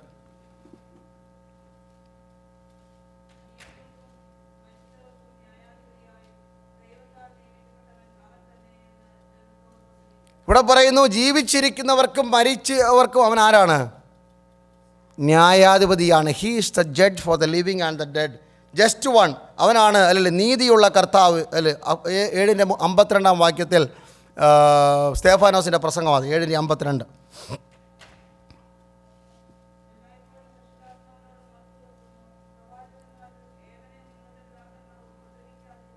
ആ നീതിമാനായ യേശുവിനെ കുറിച്ചാണ് സ്തേഫാനോസ് അവിടെ പ്രസംഗിക്കുന്നത്. നിങ്ങൾ ക്രൂശിച്ചു കൊന്ന ക്രിസ്തുവിനെ കുറിച്ച് പറയുമ്പോൾ he is the just one എന്നുള്ള സ്തേഫാനോസിൻ്റെ പ്രസംഗം. അടുത്ത അവസാനമായി 28-ാം അധ്യായത്തിൻ്റെ 20-ാം വാക്യത്തിൽ കപ്പൽ ഛേദത്തിൽ അകപ്പെട്ട അവസാനമായി പൗലോസിൻ്റെ last the ceremonial testimony of the farewell എന്ന് പറയുന്ന അതിനകത്ത് പൗലോസ് വിളിച്ചു പറയുകയാണ്, he is the hope of Israel, ഇസ്രായേലിൻ്റെ സകല പ്രതീക്ഷയും ഹല്ലേലൂയ കർത്താവാകുന്നുവെന്ന് പറഞ്ഞാണ് അപ്പോസ്തല പ്രവൃത്തി 28-ാം അധ്യായം അവസാനിക്കുന്നത്. There begins our ministry. 28-ാം അധ്യായം കഴിയുമ്പോഴാണ് നമ്മുടെ ശുശ്രൂഷ തുടങ്ങുന്നത്. 29-ാം അധ്യായം we use to call like that the pastoral ministry. We use to call that acts of apostle chapter 29. That is the ministry what we are doing. ഇന്ന് രാവിലെ നാം ചെയ്യുന്ന ശുശ്രൂഷ അല്ലല്ലേ അപ്പോസ്റ്റലന്മാരുടെ കാലഘട്ടം കൊണ്ട് തീർന്നെടുത്ത് തുടങ്ങി ദൈവത്തിൻ്റെ വചനം ദൈവകൃപയിൽ ലഭിച്ച ദൈവമക്കളുടെ അത്ഭുതങ്ങൾ. ഇന്നൊരു വേദപുസ്തകം എഴുതിയാൽ നമ്മുടെയും പലരുടെയും പേര് ഇതിനകത്ത് ഉൾപ്പെടുത്തേണ്ടി വരും. ഞാൻ പറഞ്ഞതിൻ്റെ കാരണം അതുകൊണ്ട് നിങ്ങളാരും അയ്യോ എൻ്റെ പേര് വേദപുസ്തകത്തിൽ ഇല്ലെന്ന് ഓർത്ത് ആരും പേടിക്കേണ്ട. സ്വർഗത്തിലെ പുസ്തകത്തിൽ ഇതിൻ്റെ ബാക്കിയുണ്ട്. ഈ വചനം സ്വർഗത്തിൽ എന്നേക്കും സ്ഥിരമായിരിക്കുന്നു. നമ്മുടെ ഒരു കൊച്ചു പനി മാറിയതായിരിക്കാം, യേശു തൊട്ടെന്ന് നിങ്ങൾ ആത്മാർത്ഥമായി പറഞ്ഞാൽ അതിൻ്റെ ഒരു പുസ്തകത്തിൻ്റെ കോപ്പി സ്വർഗത്തിലുണ്ട്. അതുകൊണ്ടാണ് പറഞ്ഞിരിക്കുന്നത് ദിസ് ബുക്ക് ഈസ് റിട്ടൺ. അല്ലല്ല, നിങ്ങൾ പറയുന്ന 66 അധ്യായങ്ങളും അതിൻ്റെ പേജുകളും മാത്രമല്ല, നിങ്ങളുടെ ജീവചരിത്രം കൂടെ എഴുതി വെച്ച പുസ്തകമാ സ്വർഗത്തിലെ ജീവൻ്റെ പുസ്തകം എന്നോർത്ത് ഇന്ന് രാവിലെ നന്ദിയോടെ കർത്താവിന് സ്തോത്രം ചെയ്യണം. അതാണ് നമ്മുടെ ധൈര്യം എന്ന് പറയുന്നത്. ഇനിയും നമുക്ക് ഹല്ലേലൂയ റോമാലേഖനത്തിലേക്ക് പോകാം. In the book of Romans we see him as the justified Christ. Hallelujah, നീതീകരിക്കപ്പെട്ട നീതീകരിക്കുന്ന ക്രിസ്തുവിനെയാണ് കാണുന്നത്. നമ്മളൊരു ഈ ബൈബിളിൻ്റെ ഒരു ഔട്ട്ലൈൻ എല്ലാ വിശ്വാസികളും അറിഞ്ഞിരിക്കുന്നത് നല്ലതാണ്. പ്രാർത്ഥിക്കുന്നതൊക്കെ നല്ലതാണ്. I like to pray much time. അല്ലെങ്കിൽ but I always I don't like to sit much time and pray. നടക്കുമ്പോഴും ഇരിക്കുമ്പോഴും ഒക്കെ ഇങ്ങനെ ഓടുമ്പോഴൊക്കെയാണ് പ്രാർത്ഥിക്കുന്നത്. ദൈവവചനം നന്നായിട്ട് ദൈവമക്കൾ വായിക്കണം. ഒരു കാലഘട്ടത്തിൻ്റെ ആവശ്യമാണ്. ഒരു അബ്രഹാമിൻ്റെ ഒരു സ്റ്റോറിയോ ഒരു യാക്കോബിൻ്റെ കഥ കൊണ്ട് ഒക്കെ 1-2 ആഴ്ചയൊക്കെ നമുക്ക് പിടിച്ചു നിൽക്കാൻ പറ്റത്തുള്ളൂ. We need to know what is the hidden things in the Bible. ദൈവവചനത്തിലെ സത്യം നാം അറിയണം. പുതിയ നിയമം പലവട്ടം ആവർത്തിച്ച് വായിക്കണം. പഴയ നിയമം വായിക്കേണ്ടെന്ന് ഞാൻ പറഞ്ഞില്ല, അല്ലല്ലേ. പുതിയ നിയമം വായിക്കാതെ പഴയ നിയമം പറയുമ്പോഴാണ് പലപ്പോഴും പ്രശ്നങ്ങളുണ്ടാകുന്നത്. പുതിയ നിയമത്തിൽ പഴയ നിയമത്തിലെ പാദങ്ങളും യേശുവിൻ്റെ കാലഘട്ടത്തിൽ വരുമ്പോൾ സാഹചര്യത്തിൻ്റെ സമ്മർദ്ദങ്ങൾ സമ്പ്രദായങ്ങൾ അനുസരിച്ച് യേശു അതിനെ എങ്ങനെയാണ് ശരിയെന്ന് ന്യായീകരിച്ചിട്ടുണ്ട്. ഞാനും പ്രസംഗിക്കുന്ന കൂടുതലും പഴയ നിയമത്തിൽ നിന്നാണ്. എന്നാൽ പുതിയ നിയമവുമായി ബന്ധപ്പെടുത്തി അല്ലാതെ പഴയ നിയമം പ്രസംഗിക്കാൻ പാടുള്ളതല്ല. സങ്കീർത്തനം എളുപ്പമോ പ്രസംഗിക്കാൻ, എനിക്കും എളുപ്പമോ പ്രസംഗിക്കാം. പക്ഷേ പുതിയ നിയമവുമായി ബന്ധപ്പെടുത്തി വേണം പ്രസംഗിക്കുവാൻ. കാരണം പഴയ നിയമത്തിലെ അത്ഭുതങ്ങളൊക്കെ വായിക്കുമ്പോൾ ഒരേ ഭാഗത്ത് തന്നെ ഒരു പെന്തക്കോസ്ത് സഭയിൽ ഒരു പക്ഷേ പ്രശ്നം ഉണ്ടായെന്ന് വരത്തില്ല. But when you stand before the people, A group of people, അവർക്ക് ഈ നമ്മുടെ ആത്മീയ അനുഭവങ്ങൾ അറിയാത്തൊരു സമൂഹത്തോടാണ് നിങ്ങൾ സംസാരിക്കുന്നെങ്കിൽ ദാവീദിനെക്കുറിച്ച് നിങ്ങൾ ഉയർത്തി പ്രസംഗിക്കുമ്പോൾ ദാവീദിൻ്റെ പരാജയമായിരിക്കും അവരുടെ മനസ്സിൽ ആദ്യമേ ഓടി വരുന്നത്. അപ്പോൾ ഒരു തെറ്റുകാരനെ നീതീകരിക്കുന്ന ഒരു സംഘടനയാണ് പെന്തക്കോസ്ത് എന്ന അനുഭവം എനിക്കുണ്ടായിട്ടുണ്ട്. നമ്മൾക്കും അങ്ങനെ ഒരു ചിന്ത വരും. ഞാൻ പറഞ്ഞതിൻ്റെ കാരണം തിരുവചനത്തിലെ പുതിയ നിയമ ഭാഗങ്ങൾ, യേശുവിൻ്റെ സുവിശേഷങ്ങൾ, അപ്പോസ്തലന്മാരുടെ ഉപദേശങ്ങളൊക്കെ നന്നായി പഠിക്കുകയും അതിൽ പ്രാർത്ഥിച്ച് വചനങ്ങൾ പ്രാപിക്കുകയും ചെയ്യേണ്ട ഒരു കാലഘട്ടമാണ്. കാരണം വിശ്വാസ ജീവിതത്തിൻ്റെ യാത്രയെന്ന് പറയുന്നത് പുതിയ നിയമത്തെ അടിസ്ഥാനമാക്കിയാണ്. പഴയ നിയമം അതിനൊരു നിഴലായിട്ട് നിൽക്കുന്നതെന്ന് മാത്രമേ ഉള്ളൂ. അതുകൊണ്ട് റോമാലേഖനമൊക്കെ ഒന്ന് വായിക്കുന്നത് നല്ലതാണ്. ആവർത്തിച്ച് റോമാലേഖനം വായിക്കണം. നീതീകരിക്കുന്ന ക്രിസ്തുവിനെ അവിടെ കാണുവാൻ കഴിയും. പഴയ നിയമത്തിലെ ദാവീദിനെ കുറ്റപ്പെടുത്തുമ്പോൾ പുതിയ നിയമത്തിൽ വരുമ്പോൾ യഹോവ വിശുദ്ധീകരിച്ചവരെ ആർ കുറ്റം വിധിക്കുമെന്ന് പറഞ്ഞ് അതിന് ഫുൾ സ്റ്റോപ്പ് ഇടുന്നതാണ് പുതിയ നിയമം. Praise. Once you accepted him as the personal savior, confess your sin to the Lord, and you are decided to walk a life worthy of our calling, there is no more blame upon you. ഏതാ പുതിയ നിയമം നമ്മെ പഠിപ്പിക്കുന്നത്? ഒരിക്കൽ ദൈവവുമായി നിരപ്പ് പ്രാപിച്ചു കഴിഞ്ഞാൽ, യേശുവിൻ്റെ രക്തത്താൽ എൻ്റെ പാപം പോക്കിയെന്ന് ഹൃദയത്തിൽ നിന്ന് വിശ്വസിച്ച് കഴിഞ്ഞാൽ, പിശാചിൻ്റെ മുമ്പിൽ പോലും സ്വർഗം സാക്ഷ്യം വെക്കും, ഇവൻ എൻ്റെ പുത്രനാണെന്ന്. അതാണ് പുതിയ നിയമം നമ്മെ പഠിപ്പിക്കുന്നത്. നമുക്ക് ആവുന്ന ഭാഗങ്ങളിലേക്ക് പോകാം. നീതീകരിക്കുന്ന ക്രിസ്തുവാണ്. അപ്പോൾ തന്നെ യേശു എന്ന് പറയുന്ന ഒരു തടങ്കൽ പാറയാണ്. അത് ഏത് അർത്ഥത്തിലാണ് എന്ന് പറയണം. ഇസ്രയേൽ മക്കളുടെ പഴയ പ്രമാണം വെച്ച് ഓടിക്കേറി പറ്റുന്ന ഒരു മണ്ഡലമല്ല. In that case he will be a stumbling block. അല്ലെങ്കിൽ ഓടി വന്നിട്ട് എന്തെങ്കിലും റിച്വൽസോ കുറച്ച് യാഗം കഴിച്ച് 2 കൈകൊട്ടി പാട്ടുപാടി അന്യഭാഷ പറഞ്ഞാൽ ചാടിക്കടക്കാൻ പറ്റുന്നല്ല ആത്മീയ ജീവിതം. അങ്ങനെയുള്ളവർക്ക് യേശു ഒരു തടങ്കൽ പാറയായിരിക്കും. റോമാലേഖനം 9-ാം അധ്യായത്തിൻ്റെ 33-ാം വാക്യം.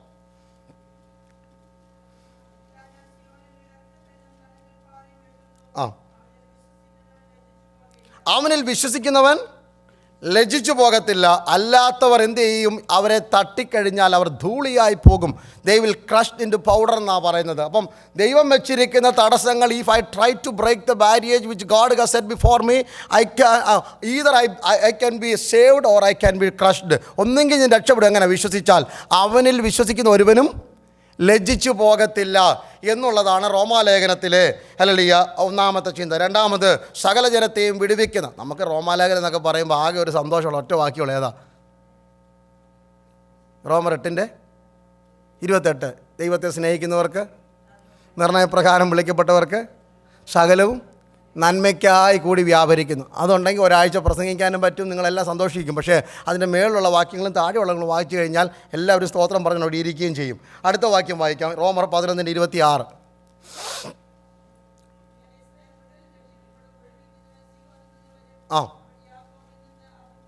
നോക്കുക, ഇതാണ് നീതീകരിക്കുന്ന ക്രിസ്തുവിൻ്റെ പ്രവൃത്തി. സിയോനിൽ നിന്ന് വെളിപ്പെട്ട് വരുന്ന ക്രിസ്തു ഒരു വിടുതലിൻ്റെ പുസ്തകമായി അവിടെ വെളിപ്പെട്ട് നിൽക്കുകയാണ്. അഭക്തിയെ മാറ്റിക്കളയുന്ന സഹോദരന്മാരെ, നിങ്ങൾ എന്താ അറിയേണ്ടത് എന്ന് പറയുന്ന ആ ചിന്ത അങ്ങോട്ട് വെക്കുക. The one who deliver us from every evil nature.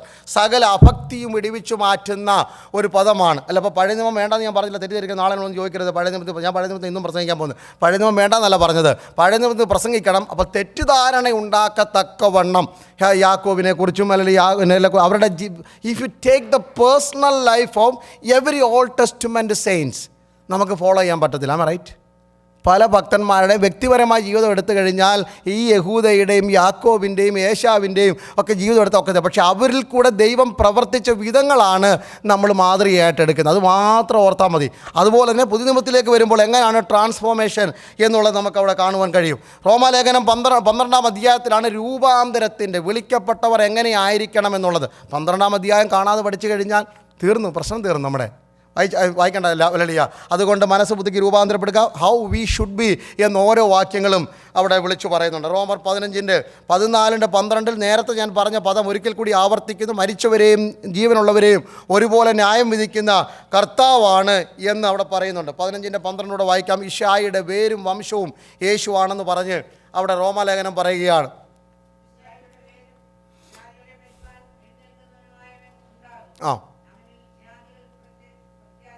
നിങ്ങൾക്ക് ബോറടിക്കുന്നുള്ളത് എനിക്കറിയാം, ഏതായാലും ഇത് തീർത്തിട്ടേ ഉള്ളൂ കാര്യം.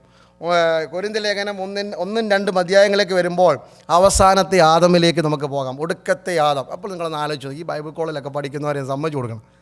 നമ്മൾ ഈ ഒരാഴ്ച റോമാലേഖനവും അല്ലെങ്കിൽ ഇതിൻ്റെയൊക്കെ 2 ഔട്ട്ലൈൻ പറഞ്ഞപ്പോൾ തന്നെ നമുക്ക് ഇത്ര ശാന്തതയാണെങ്കിൽ 4 വർഷം അതിനകത്ത് ഇരുന്ന് പഠിച്ചിട്ട് വരുമ്പം അവർ മിണ്ടാതിരിക്കുന്നതിന് എന്തോ അവരുടെ കുറ്റം എന്ന് പറയുന്നത്. ഇനിയും ഈ ഒന്നാമത്തെ ഒരു ഫലമായിട്ട് അവിടെ പറയുന്നത് ദ ലാസ്റ്റ് ആഡം, ഒടുക്കത്തെ ആദമാണ് യേശു എന്ന് വിളിച്ചു പറയുന്നുണ്ട്. ഒന്നാമത്തെ അല്ലെങ്കിൽ ആദ്യ ഫലവുമാണ്, അവസാനത്തെ ആദമുമാണ്. ഇതാണ് അവിടെ പറയുന്നത്.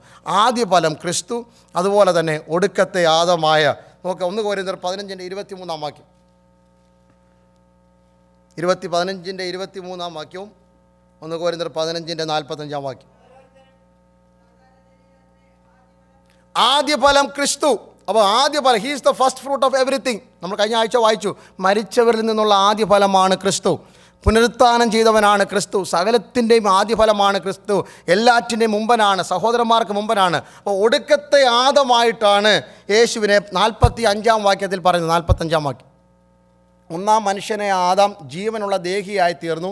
ഒടുക്കത്തെ ആദം ജീവിപ്പിക്കുന്ന ആത്മാവായി മാറി.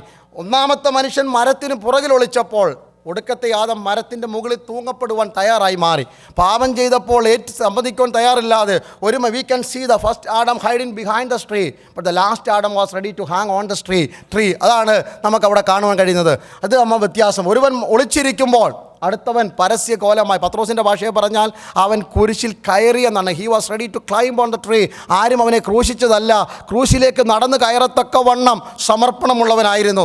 എബ്രായർ 11 അധ്യായത്തിൽ 5 അധ്യായം 4 വാക്യത്തിൽ പറയുന്നു, അവൻ കഷ്ടങ്ങളാൽ അനുസരണം പഠിച്ചു, മരുഭൂമിയിൽ വെച്ച് തികഞ്ഞവനായി തീർന്നു എന്നൊക്കെ പറയുന്ന ഒടുക്കത്തെ ആദം, പഴയ ആദാമിൻ്റെ ഒരു സ്വഭാവങ്ങളുമില്ലാത്ത ഒടുക്കത്തെ ആദമായി ക്രിസ്തുവിനെ കൊരിന്ത്യർ ലേഖനത്തിൽ വിളിച്ചു പറയുന്നുണ്ട്. അവിടെയാണല്ലോ കർത്തൃമേശയുടെ ഉപദേശങ്ങളൊക്കെ 11 അധ്യായത്തിൻ്റെ 23 വാക്യത്തിൽ, 10 അധ്യായത്തിലെ കൂട്ടായ്മയെക്കുറിച്ച്, 2 കൊരിന്ത്യർ വരുമ്പോഴത്തേന് സഭയുടെ ഉപദേശങ്ങളെക്കുറിച്ച് ഒക്കെ പഠിപ്പിക്കുമ്പോൾ ക്രിസ്തു ക്രിസ്തു ക്രിസ്തു ക്രിസ്തു എന്ന് പറയുന്ന ആവർത്തിച്ചുള്ള പദങ്ങൾ കാണുവാൻ കഴിയുന്നുണ്ട്. ഗലാത്യ ലേഖനത്തിലേക്ക് വരുമ്പോൾ യേശുവിനെക്കുറിച്ച് പറയുന്നത് the one who set us free, നമുക്ക് സ്വാതന്ത്ര്യം തരുന്ന, നടന്ന് വന്ന് ഓരോരുത്തരുടെയും ചങ്ങല അടിച്ചു മാറ്റുന്ന ഒരു ക്രിസ്തുവിനെയാണ് നമുക്ക് ഗലാത്യ ലേഖനത്തിൽ കാണുവാൻ കഴിയുന്നത്. സകലത്തിൻ്റെയും ദൈവമാണ്. ഗലാത്യ ലേഖനം 1 അധ്യായം 3 വാക്യത്തിൽ വായിക്കുന്നുണ്ട്, he is the Lord of everything എന്ന് കാണുന്നുണ്ട്. അപ്പോൾ one who set us free, സ്വാതന്ത്ര്യം തരുന്ന ക്രിസ്തു. അതുകൊണ്ടാണ് പറയുന്നത്, സ്വാതന്ത്ര്യത്തിനായി നിങ്ങളെ വിളിച്ചിരിക്കിയാൽ നിങ്ങൾ പിന്നെയും എന്ത് ചെയ്യരുത്, അടിമനുഖത്തിൽ കുടുങ്ങിപ്പോകരുത്. ഗലാത്യർ 4 അധ്യായത്തിൻ്റെ 7 മുതൽ 14 വരെയുള്ള വാക്യങ്ങൾ വായിക്കുന്നു, ക്രിസ്തു നിങ്ങൾക്ക് സ്വാതന്ത്ര്യം വരുത്തിയിരിക്കുന്നു. 3 അധ്യായത്തിൻ്റെ 23 വാക്യം മുതൽ വായിക്കുന്നുണ്ട്, നിങ്ങൾ മക്കളായതുകൊണ്ട് നിങ്ങൾ സ്വാതന്ത്ര്യമുള്ളവരാണ് എന്നൊക്കെ ഗലാത്യ ലേഖനത്തിൽ ഓർപ്പിക്കുന്നുണ്ട്. എഫേസ്യ ലേഖനത്തിലേക്ക് വരുമ്പോൾ തലയായ ക്രിസ്തുവിനെയാണ് കാണുന്നത്. He is the head over everything. സ്ത്രീയുടെ തലയായ പുരുഷൻ്റെ തല ക്രിസ്തു, സകലത്തിനും സകലവും അവനാകുന്നുവെന്ന് പറയുന്ന ക്രിസ്തു എന്ന തലയെയാണ് എഫേസ്യ ലേഖനത്തിൽ വായിക്കുന്നത്. 1-2 ഭാഗം വേണേൽ വായിക്കാം. 1 അധ്യായം 22, 2-20 വാക്യം. എഫേഷ്യൻസ്. തലവനെ നിങ്ങൾക്ക് നിന്ദിക്കാം. ഒരാൾ പറയുക, ഒരു പാസ്റ്റർ അല്ലെങ്കിൽ നിങ്ങളുടെ വീട്ടിൽ ഒരു ലീഡർ അല്ലെങ്കിൽ ഒരു ദേശത്തിൻ്റെ പ്രസിഡൻറ്റിന് പറയുന്നതെല്ലാം കേൾക്കാൻ നമ്മൾ ബാധ്യസ്ഥരൊന്നുമല്ല, നമ്മൾ ഉണ്ടായിരുന്നാൽ പോരെ, വീക്കണ്ടീനായി ഒരുപടി. പക്ഷേ തല എന്ത് ചെയ്യാൻ പറ്റത്തില്ല. ഇത് നമ്മൾ വ്യത്യാസം. യേശു തലവനാണ്. He is the hallelujah, Christ is the head of this house എന്ന് പറയുമ്പോൾ 2 അർത്ഥമുണ്ട്. ക്രിസ്തു ഈ വീടിൻ്റെ തലയാണെങ്കിൽ ഓക്കെ, പക്ഷേ തലവനാണെങ്കിൽ പലപ്പോഴും നമുക്ക് എന്ത് ചെയ്യാൻ പറ്റും, നമുക്ക് വേണ്ട, I have nothing to do with him എന്ന് പറഞ്ഞ് നമുക്കങ്ങ് മാറിപ്പോകാം. തലവനാണെങ്കിൽ ഞാൻ പോകുന്നില്ല, ഞാൻ ഒട്ടും ചെയ്തില്ല, ഞാൻ പോകുന്നുമില്ല, കാണുന്നുമില്ല. പക്ഷേ നിങ്ങളുടെ തലയെ നിങ്ങൾക്ക് തള്ളി പറയാൻ പറ്റത്തില്ല. അതാ ഇവിടെ പറയുന്നത്, ക്രിസ്തു നിങ്ങളുടെ തലയാണ് എന്ന് പറഞ്ഞാൽ ക്രിസ്തുവിനെ മാറ്റി വെച്ചിട്ട് നമുക്കൊരു ജീവിതമില്ല. അവനെ കൂടാതെ ഒന്നും ചെയ്യുവാൻ കഴിയത്തില്ല. തലവനെ മാറ്റിവെക്കാം, ലീഡറിനെ മാറ്റിവെക്കാം, നേതാവിനെ നമുക്ക് വേണ്ടെന്ന് വെക്കാം, നിയമപ്രകാരം അനുസരിക്കണമായിരിക്കും, പക്ഷേ നമ്മളങ്ങോട്ട് പോകാതിരുന്നാൽ മതിയല്ലോ. പക്ഷേ നിങ്ങളുടെ തലയെ നിങ്ങൾക്ക് നിന്ദിക്കാൻ പറ്റത്തില്ല. അതാണ് എഫേസ്യ ലേഖന കർത്താവ് എടുത്തു പറയുന്നത്, അവൻ സകലത്തിൻ്റെയും തലയാകുന്നു. 2:20.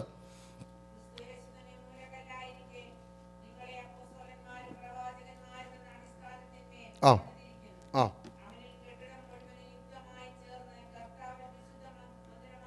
ഒരു കോർണർ സ്റ്റോൺ ആക്കി വെച്ചിട്ട് everything was added unto him. ഇനി അതേ പത്രോസിൻ്റെ ലേഖനത്തിൽ ഓർപ്പിക്കുന്നുണ്ട്, ജീവനുള്ള കല്ലായ അവൻ്റെ അടുക്കൽ വന്നിട്ട് നിങ്ങളും ജീവൻ പ്രാപിക്കേണ്ടതിന് ശ്രേഷ്ഠവും മാന്യവുമായൊരു മൂലക്കല്ല്, ദ കോർണർ സ്റ്റോണായി യേശുവിനെ വെച്ചിട്ട് പലരും തള്ളിക്കളഞ്ഞ കല്ല അവസാനം അത് തന്നെ പ്രയോജനമുള്ള കല്ലാക്കി ദൈവം മാറ്റി. അങ്ങനെ ക്രിസ്തു സകലത്തിൻ്റെയും തലയാണെന്ന് നമുക്കവിടെ കാണുവാൻ കഴിയുന്നുണ്ട്. ഇനിയും അല്ലെങ്കിൽ സകല ധനവും അവനാണ്. ഞാൻ ഒരു ബുധനാഴ്ച ഓർപ്പിച്ച 4 ധനങ്ങളെക്കുറിച്ച് എഫേസ്യ ലേഖനത്തിൽ മഹത്വത്തിൻ്റെ ധനമായ ക്രിസ്തു, ഹല്ലേലൂയ, അല്ലെങ്കിൽ ശക്തിയുടെ കൃപാധനമായ ക്രിസ്തു, യേശുവിൻ്റെ ധനത്തെക്കുറിച്ചും അവിടെ കാണുവാൻ കഴിയും. ഫിലിപ്പ് ലേഖനത്തിലേക്ക് വരുമ്പോൾ നമ്മുടെ ആവശ്യങ്ങൾ, the one who meats every need, നമ്മുടെ ആവശ്യങ്ങൾ സന്ധിക്കുന്ന ഒരു നല്ല ദൈവത്തെ അതിനകത്ത് കാണാൻ കഴിയും. Praise God, hallelujah.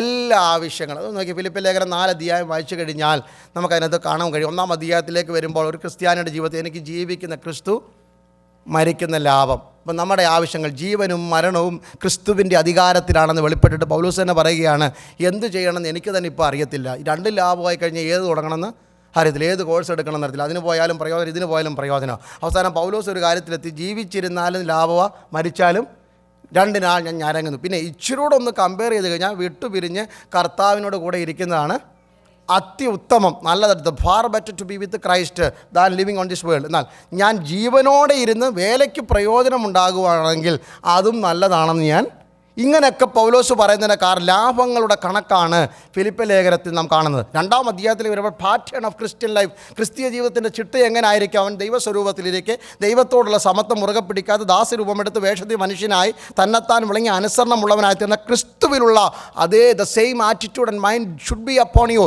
എന്ന് പറയുന്ന പാറ്റേൺ ഓഫ് ക്രിസ്ത്യൻ ലൈഫ്.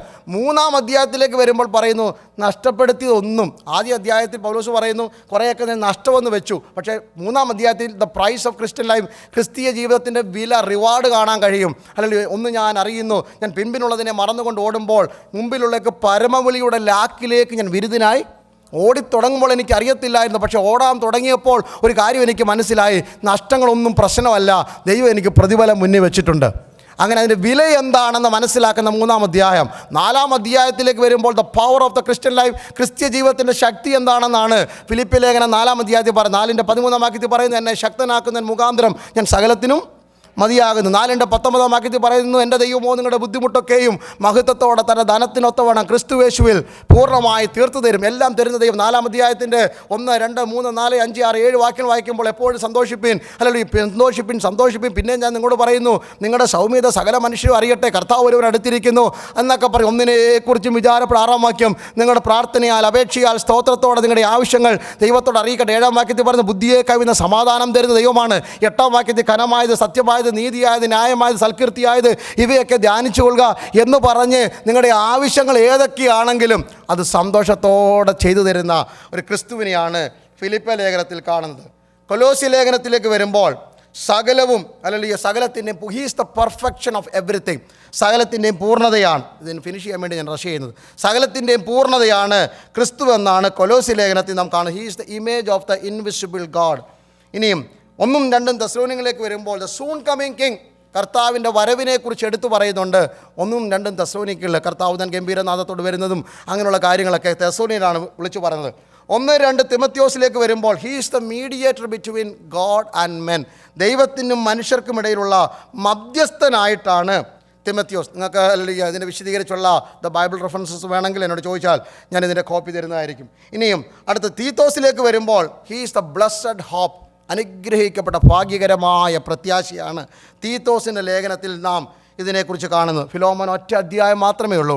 ആ അധ്യായത്തിലേക്ക് വരുമ്പോൾ നാം അവിടെ കാണുന്നത്, hallelujah, he's a friend closer than A brother, അല്ല സ്നേഹിതനേക്കാൾ, അല്ലെങ്കിൽ സഹോദരനേക്കാൾ അടുത്ത് നിൽക്കുന്ന ഒരു സ്നേഹിതൻ. തടവിൽ വെച്ച് ജനിപ്പിച്ച ഫിലോമോൻ്റെ, ഹല്ലേലൂയ, അവന് വേണ്ടി ഫിലോമോനോട് ഒനേസിമസിന് വേണ്ടി കത്തെഴുതുകയാണ്. അല്ലെ, അവന് മുമ്പ് നിനക്ക് പ്രയോജനമുള്ളവനല്ലായിരുന്നു, ഇപ്പോൾ എനിക്കും നിനക്കും പ്രയോജനമുള്ളവൻ, അതുകൊണ്ട് ചേർത്ത് കൊള്ളാൻ മടിക്കണ്ട. ഇനിയും അവൻ എന്തെങ്കിലും കളവ് ചെയ്തുകൊണ്ടാണ് പോയതെങ്കിൽ ആ കണക്ക് എൻ്റെ പേരിൽ ഇട്ടുകൊള്ളുക, നിൻ്റെ ജീവനെപ്പോലും എനിക്ക് തരുവാൻ നീ ബാധ്യസ്ഥനാണ് എന്ന് പറഞ്ഞ് കത്തെഴുതുകയാണ്. ആര്? ഫിലോമോന് കത്തെഴുതുന്നതാണ് പൗലോസ് ഫിലോമോൻ്റെ ലേഖനത്തിൽ. അപ്പോൾ അവിടെ കാണുന്ന ഒരു ഫ്രണ്ടിനെ കുറിച്ചാണ്. How can a friend save A brothers life എന്ന് പറയുന്ന ഒരു തെളിവ് അവിടെ കാണാം. എബ്രായ ലേഖനം നമ്മൾ ദീർഘമായി പഠിച്ചതുകൊണ്ട് വിശദീകരിക്കേണ്ട. ഓരോ അധ്യായത്തിലും ക്രിസ്തു ആരാണെന്ന് പറയുന്നുണ്ട്. മൊത്തത്തിൽ എടുത്തു കഴിഞ്ഞാൽ the one who washes away all our sin, the one who do the things for us as a priest എന്ന് പറയുന്ന ഒരു ക്രിസ്തുവിനെയാണ് എബ്രായ ലേഖനത്തിൽ കാണുന്നത്. യാക്കോബിലേക്ക് വരുമ്പോൾ യേശു ഒരു ഡോക്ടറാണ്. He is a great physician. ഗിലിയാദിലെ തൈലവുമായിട്ട് നിൽക്കുന്ന ഒരു യേശുവിനെയാണ് അവിടെ കാണുന്നത്. ജീവനുള്ള കല്ലാണ്. അപ്പോൾ യേശു അല്ലെങ്കിൽ സകലത്തെയും നിയന്ത്രിക്കുന്ന സൗഖ്യമാക്കുന്ന ദൈവത്തെയാണ് അല്ലെങ്കിൽ നമുക്ക് യാക്കോബിൽ കാണുവാൻ കഴിയുന്നത്. 1, 2, 3 യോഹന്നാനിലേക്ക് വരുമ്പോൾ എവർലാസ്റ്റിംഗ് ലവ്, സ്നേഹത്തിൻ്റെ അപ്പോസ്തലനായ യോഹന്നാൻ്റെ 3 ലേഖനത്തിൽ 2-ാം അധ്യായം മാത്രമേ ഉള്ളൂ. സഹോദരി മാന്യ നായികയ്ക്ക് എഴുതുന്ന സഹോദരിമാരെ അഡ്രസ്സ് ചെയ്ത് എഴുതുന്നത് 2-ാം ലേഖനം യോഹന്നാൻ്റെ. അതിനകത്തും എങ്ങനെയാണ് ക്രിസ്തുവിന് വിരോധമായി ദ മോർമൻസ് ആൻഡ് ജഹോവ വിറ്റ്നസ് ഒക്കെ നമ്മളുമായി കടന്നു വരുമ്പോൾ അവരുമായിട്ട് നമ്മൾ എങ്ങനെ ഡീല് ചെയ്യണമെന്ന് സെക്കൻഡ് ജോൺ നിങ്ങളെ പറഞ്ഞു തരും. അതിനകത്ത് ക്രിസ്തുവിനെ നിഷേധിക്കുന്നവരോട് നിങ്ങൾ എങ്ങനെയാണ് മറുപടി കൊടുക്കേണ്ടതെന്ന് 1-2 യോഹന്നാൻ 2-ാം യോഹന്നാൻ നിങ്ങളെ പഠിപ്പിക്കുന്നുണ്ട്. അപ്പം ക്രിസ്തു എന്ന ഹല്ലേലൂയ ഒരു വലിയ കർത്താവിനെ അവിടെ കാണുന്നുണ്ട്. പത്രോസിൻ്റെ ലേഖനം വിട്ട് പത്രോസിൽ ചീഫ് ഷെപ്പേർഡാണ്, ഇടയ ശ്രേഷ്ഠനെ കുറിച്ചാണ് പത്രോസ് അവിടെ പ്രഖ്യാപിക്കുന്നത്. യൂദായുടെ ലേഖനത്തിൽ 1-ാം അധ്യായം 1-ാം വാക്യമാണ് യൂദായുടെ ലേഖനത്തിൻ്റെ അടിസ്ഥാനം. പിതാവിനാൽ സ്നേഹിക്കപ്പെട്ടും യേശു ക്രിസ്തുവിനായി സൂക്ഷിക്കപ്പെട്ടുമിരിക്കുന്ന വിളിക്കപ്പെട്ടവർ എഴുതിയിരിക്കുന്നത് നമ്മുടെ വിശ്വാസത്തെക്കുറിച്ചുള്ള ഡിഫൻഡാണ്. അല്ലെങ്കിൽ വിശ്വാസത്തിൻ്റെ പരിശോധനയുണ്ട്. തീയിൽ നിന്ന് വലിച്ചെടുക്കേണ്ട കൊള്ളികളെ പോലെ അനേക ചുറ്റുപാടുമുണ്ട് എന്നൊക്കെ പറയുന്ന ഒരു രക്ഷിതാവിനെ അല്ലെങ്കിൽ യൂദ കാണുന്നുണ്ട്. അവസാനമായി വെളിപ്പാട് പുസ്തകത്തിൽ പ്രത്യേകിച്ച് പറയുന്നില്ല king of Kings and Lord of Lord, the soon coming king, വേഗത്തിൽ മടങ്ങി വരുന്ന കർത്താവാണല്ലോ നാം ഈ ആഴ്ചയിൽ പഠിക്കുന്നത്. ഈ 8-ാം അധ്യായത്തിൽ നിന്ന് കഴിഞ്ഞ 4 ആഴ്ചയായിട്ട് നമ്മൾ ഈ യേശുക്രിസ്തുവിനെ കുറിച്ചാണ് പഠിച്ചുകൊണ്ടിരുന്നത്. അടുത്തുള്ള ആഴ്ചകളിൽ നാം 9-ാം വാക്യം മുതൽ മുന്നോട്ട് പോകുന്നതായിരിക്കും. എല്ലാ കണ്ണുടയ്ക്കാൻ പ്രാർത്ഥിക്കാം. ഒരു നിമിഷം കർത്താവിന് സ്തോത്രം ചെയ്യാം. യേശുവിനെ കുറിച്ചാണ് നാം കേട്ടുകൊണ്ടിരിക്കുന്നത്. നമ്മുടെ അകം കത്തണം. തിരുവെഴുത്തുകളെ യേശു പറഞ്ഞുകൊണ്ടിരുന്നപ്പോൾ അത് കേട്ട ശിഷ്യന്മാരുടെ ഉള്ളം കത്തി. യേശു അവരുടെ രോഗം മാറുന്ന കാര്യമോ അവരുടെ കടഭാരം മാറുന്ന കാര്യമോ കുഞ്ഞുങ്ങളുടെ ഭാവിയുടെ കാര്യം ഒന്നും പറഞ്ഞില്ല. താൻ അനുഭവിച്ച കഷ്ടങ്ങളെക്കുറിച്ച് പറഞ്ഞു. താൻ ആരാണെന്ന് വെളിപ്പെടുത്തി അവരുടെ ഉള്ളം കത്താൻ തുടങ്ങി. ഞാൻ ചോദിക്കുന്നു, ദൈവസഭയെ ക്രിസ്തുവിനെക്കുറിച്ച് കേൾക്കുമ്പോൾ നമ്മുടെ ഉള്ളം കത്താറുണ്ടോ? നമ്മുടെ അകത്തൊരു സന്തോഷമുണ്ടാകാറുണ്ടോ? അകത്താത്മാവിൻ്റെ അഗ്നി കത്താറുണ്ടോ? തേരിൽ യാത്ര ചെയ്യുന്ന ഷണ്ണൻ്റെ അടുക്കൽ ചെന്ന് യേശു ആരാണെന്ന് ഫിലിപ്പോസ് എക്സ്പ്ലെയിൻ ചെയ്യുകയാണ്. അറുക്കപ്പെട്ട കുഞ്ഞാട്, അത് മതിയായിരുന്നു അവന് മാനസാന്തരത്തിൻ്റെ പൂർണ്ണതയിലേക്കും സ്നാനത്തിലേക്കും ഇറങ്ങുവാൻ, സന്തോഷിച്ച് വഴി പോകുവാൻ. എനിക്കും നിങ്ങൾക്കും ആത്മീയ മണ്ഡലത്തിന് പറ്റിയ ശോഷണം എന്ന് പറയുന്നത് നമുക്ക് നമ്മളെ ടച്ച് ചെയ്യുന്ന പല കാര്യങ്ങളും പറഞ്ഞില്ലെങ്കിൽ നമുക്കൊരു സന്തോഷമില്ല. ഇന്ന് പകൽ എന്തുകൊണ്ടാണ് നമ്മൾ ദൈവത്തെ ആരാധിക്കുന്നത്? യേശു വലിയവനായതുകൊണ്ട്. എത്ര പേർക്ക് സന്തോഷമുണ്ട്? വിളിച്ചപേക്ഷിക്കുമ്പോൾ ഇത്ര അടുത്തു വരുന്ന ഒരു ദൈവമുള്ള ശ്രേഷ്ഠ ജാതി ഏതുണ്ട്? Praise God, hallelujah. മരുഭൂമിയിൽ പാർക്കുമ്പോഴാണ് ദൈവതേജസ് പട്ടണത്തിൽ പാർക്കുന്നതിനേക്കാൾ കൂടുതൽ വെളിപ്പെടുന്നത്. സ്തോത്രം. ഇസ്രയേൽ മക്കൾ റംസേസ് നഗരത്തിൽ, ഗോലാൻ നഗരത്തിൽ, ഗോഷൻ പട്ടണത്തിൽ 430 വർഷം പാർത്തവരാ. അവിടെ ഒന്നും ഈ തേജസ് കണ്ടില്ല. വെളിച്ചങ്ങളുണ്ടായിരുന്നു. പക്ഷെ മരുഭൂമിയിൽ മണൽക്കാറ്റുള്ള ചുട്ടുപഴുത്ത മണ്ഡലങ്ങളിൽ കാറ്റടിക്കുമ്പോൾ, അടിച്ചിരിക്കുന്ന കുറ്റി പോലും പറത്തിക്കളയുന്ന കാറ്റടിക്കുമ്പോൾ അതിനെ നോക്കിക്കൊണ്ട് ബിലയാം പറയുന്നു, യാക്കോബേ നിൻ്റെ കൂടാരങ്ങൾ എത്ര മനോഹരം, ഇസ്രയേലേ നിൻ്റെ നിവാസം, how beautiful are the tents of the Jacob. Hallelujah. യാക്കോബിൻ്റെ കൂടാരങ്ങളുടെ മനോഹരിത, ആ വലിച്ചു കെട്ടിയിരിക്കുന്ന ടാർപോളിൻ തകശുതോലിൻ്റെ ഷീറ്റിൻ്റെ മനോഹരിതയല്ല, അടിച്ചിരിക്കുന്ന കുറ്റിയുടെ ഉറപ്പല്ല, വലിച്ചു കെട്ടിയിരിക്കുന്ന കയറിൻ്റെ ബലമല്ല, പിന്നെയോ അതിൻ്റെ മേൽ വ്യാപരിച്ച ദ ഷേക്കേന ഗ്ലോറി, ദൈവമഹത്വമായിരുന്നു. ഇന്ന് രാവിലെ ദൈവമക്കളെ, നിങ്ങളുടെ മുഖത്തിൻ്റെ സന്തോഷം നിങ്ങൾ അനുഭവിക്കുന്ന ഭൗതിക നന്മയുടെ വലുപ്പമല്ല, നിങ്ങളുടെ ആരോഗ്യത്തിൻ്റെ കൂടുതൽ കൊണ്ടല്ല, നിങ്ങളുടെ കൂടെ നിൽക്കുന്ന ആളിൻ്റെ എണ്ണം കൊണ്ടല്ല, നിങ്ങൾ പാർക്കുന്ന പട്ടണത്തിൻ്റെ പെരുപ്പമല്ല, വലുപ്പമല്ല, ഈ രാജ്യത്തിൻ്റെ മഹത്വമല്ല. What is the glory the reflecting upon your life? സ്വർഗം നിങ്ങളുടെ മേൽ പൊതിഞ്ഞിരിക്കുന്ന തേജസ്സിനായി ഇന്ന് രാവിലെ സ്തോത്രം ചെയ്യണം. റീബാന ഹപ്തരാധകന, എല്ലാവരും കർത്താവിനെ സ്തുതിച്ചാട്ട്. എൻ്റെ മേൽ പകർന്നിരിക്കുന്ന അഭിഷേകത്തിനായി സ്തോത്രം. എൻ്റെ മേൽ പകർന്നിരിക്കുന്ന ദൈവ തേജസ്സിനായി സ്തോത്രം. എനിക്കും നിങ്ങൾക്കും ദൈവം തന്നിരിക്കുന്ന ആത്മനദിക്കായി, ആനന്ദത്തിനായി ഇന്ന് രാവിലെ എത്ര പേര് സ്തോത്രം പറയും? നന്ദിയുള്ള ഹൃദയത്താൽ, ഹൃദയത്തിൻ്റെ ആഴത്തിൽ നിന്ന് എല്ലാവരും പാടി കർത്താവിനെ സ്തുതിക്കുന്ന പകൽക്കാലമാണ്. അല്ലെങ്കിൽ പരിസരം മറന്നാരാധിപ്പാൻ, നന്ദിയോടെ ആരാധിപ്പാൻ. ഹല്ലേലൂയ. യേശു ചെയ്ത ഉപകാരങ്ങളെ ഓർത്ത് കാൽവറിയിൽ ആ കള്ളൻ മനസ്സിലാക്കി. Praise God. അവൻ പറയുകയാണ്, ആദ്യമേയൊക്കെ യേശുവിനെ ആക്ഷേപിച്ചവരുടെ കൂട്ടത്തിൽ അവനും ഉണ്ടായിരുന്നു. നിന്നെ തന്നെ രക്ഷിക്കാൻ ഇറങ്ങി വാ. പക്ഷേ അവസാനം അവൻ തൻ്റെ കൂട്ടുകാരനോട് പറയുന്നൊരു പദം, പ്രൈസ് ഗോഡ്, നാം ചെയ്തതിന് ന്യായമായ ശിക്ഷ അനുഭവിക്കുന്നു. He recognised why I hang on the cross. എൻ്റെ കയ്യിൽ ആണി കയറിയതും തല്ലുകൊണ്ടതും പാപം ചെയ്തിട്ടാ, ഇവനോ അരുതാത്തതൊന്നും ചെയ്തിട്ടില്ല. ഈ ഒരു തിരിച്ചറിവാ മാനസാന്തരം. ഇതിനാ മാനസാന്തരം എന്ന് പറയുന്നത്. ഞാൻ തെറ്റുകാരനാണെന്നും സ്വർഗം തെറ്റൊന്നും ചെയ്തിട്ടില്ലെന്നും, മറ്റുള്ളവരൊക്കെ തെറ്റ് ചെയ്തെന്ന് കണ്ടുപിടിക്കാൻ എനിക്ക് എളുപ്പമാണ്. പക്ഷെ ഞാൻ തെറ്റ് ചെയ്തെന്ന് പറയുവാൻ എനിക്ക് വലിയ പാടാ. അത് തിരിച്ചറിയുമ്പോഴാ സ്വർഗം പറയുന്നത്, നീ പറുദീസയ്ക്ക് യോഗ്യനാ. ഇന്ന് നീ എന്നോട് കൂടെ പറുദീസയിലിരിക്കും. നീ ഭൂമിക്ക് ഇരിക്കേണ്ടവനല്ല. നാം സ്വർഗീയന്മാരാണെന്ന് സ്വർഗത്തിന് ബോധ്യം വരുത്തുന്നത് ദൈവസന്നിധിയിൽ നമ്മുടെ സമർപ്പണമാണ്. ഇന്ന് രാവിലെ ഏൽപ്പിച്ചു കൊടുക്കാം. കർത്താവേ, അങ്ങയെ കണ്ടുമുട്ടുവാൻ ലഭിച്ച ഭാഗ്യത്തിനായി സ്തോത്രം.